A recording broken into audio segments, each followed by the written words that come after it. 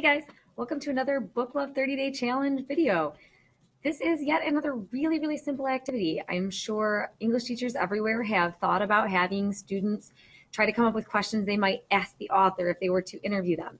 But what I want to show you today is how to more effectively make this activity quick, but also kind of real world, and also get in the important work of modeling and using a mentor text all in this really quick, fun activity based on their independent reading.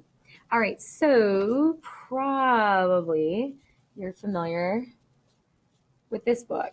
If you're not, you need to be. It's awesome, and the movie looks spectacular, if not quite changed. But actually, that comes up in our little interview project today. So Miss Peregrine's Home for Peculiar Children by Ransom Riggs.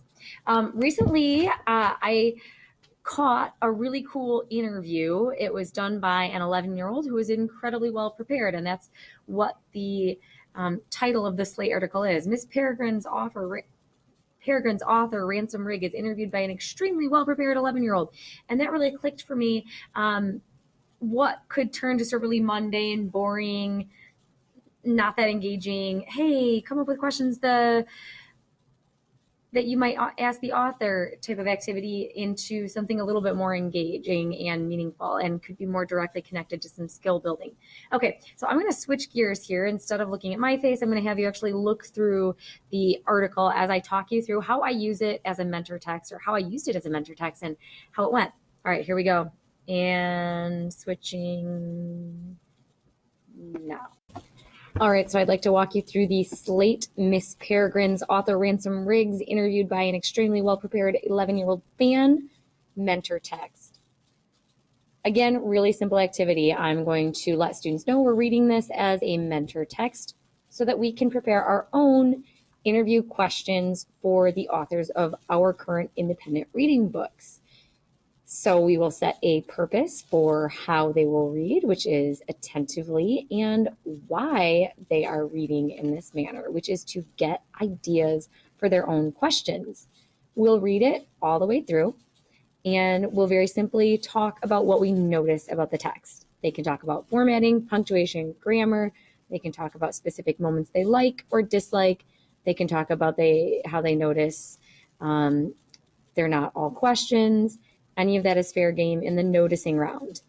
Then on the second round of discussion points about this as a mentor text, we're going to take it up a notch, and I'm going to ask students to sort the questions into categories. And I'm going to point out that the interviewer actually says, okay, I have 3 categories of questions: questions about the new book, questions about the trilogy, and questions about the movie.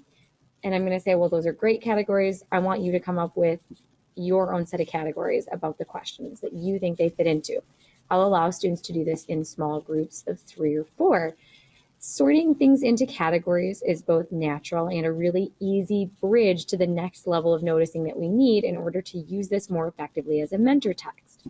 So one of the categories of questions that they might come up with is that a lot of the questions have to do with the world of the book, such as this sequence. Do peculiar parents even tell their children that they're peculiar?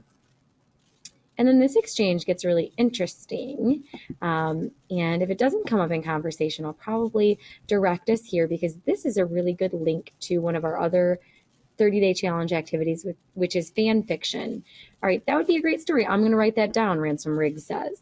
This is how authors generate ideas, by interacting, and writers. This is how we as writers and authors generate ideas. We interact with other people, and the back and forth of questions that maybe did or maybe didn't occur to us about the own world we've created or story we're telling, those can drive the new thing that we need to write.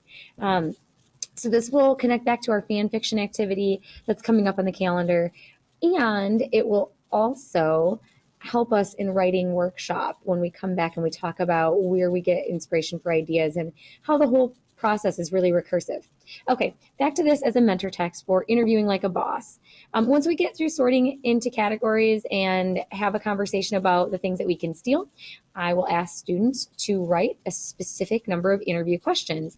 As an enrichment activity, I could open it up to students to come up with possible answers or to even try to reach out to an author to get a real answer if that's feasible. But really what we're looking at is the thinking and engagement behind trying to be an extremely well-prepared interviewer. And that, folks, would make you a boss interviewer. All right, that's all I've got for this activity. I hope you enjoy it. Let me know what your students come up with. I would really like to hear what you're doing in your classrooms with these activities. All right, that's all, folks. Now we're going to go to the outro instead of my face. Thanks.